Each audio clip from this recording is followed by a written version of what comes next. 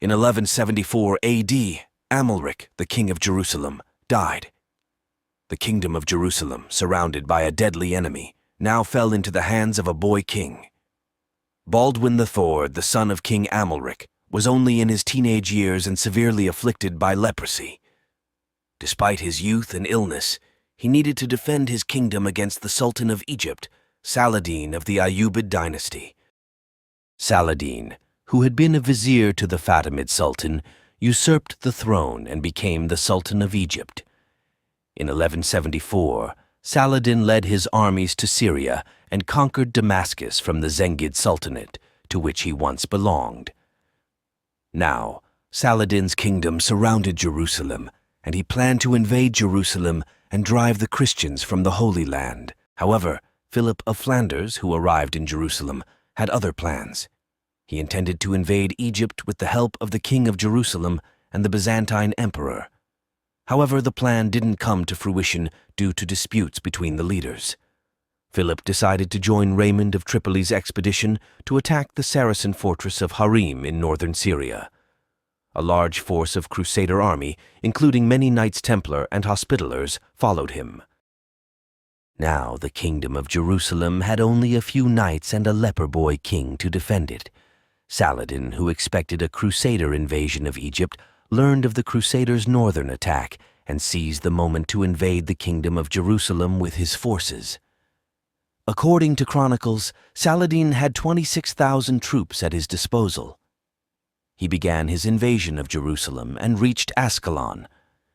When Baldwin learned of Saladin's invasion, he gathered his few knights and marched to Ascalon, but upon seeing Saladin's army, he retreated.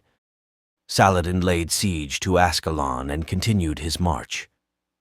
Gaza was also besieged by Saladin's forces. Overconfident, Saladin scattered his forces to pillage and plunder the farmlands of Jerusalem as he continued his march on the city. Baldwin, pursuing Saladin along the coast, reached Montgisard, the Frankish name for the land between Ramla and Yibna. There he decided to face Saladin with his knights. According to William of Tyre, Baldwin had only 375 knights with him. Reynald of Châtillon, Balian of Ibelin, and the Grand Master of the Templars also joined him. Saladin was totally surprised to see the Crusader force emerging before him. He did not expect Baldwin to confront him with such a tiny force. His horses were tired from the long march, and his troops were scattered. He hurriedly ordered his troops to form a battle line. Baldwin ordered the true cross to be raised in front of his troops and charged with his knights. The Crusader force struck the heart of Saladin's hastily formed battle line, driving a wedge between the Saracen forces. They fought fiercely, inflicting immense casualties on the Saracens. The Saracen forces, now facing significant losses, tried to regain the upper hand, but many were cut down, including Saladin's nephew. Saladin himself narrowly escaped on the back of a camel. The furious Crusaders continued to pursue the routing Saracens, killing them as they fled. The slaughter continued even into nightfall. Baldwin, at 16 and suffering from the sores of leprosy, achieved a stunning victory over Saladin and his huge force.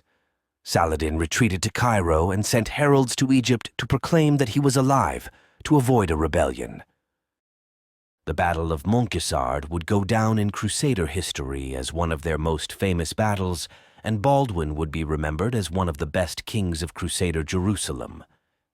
Saladin, who lost his huge army like sand in the wind, needed to wait 10 years to avenge this humiliating defeat at the Battle of Hattin, where he ultimately destroyed the Crusader army.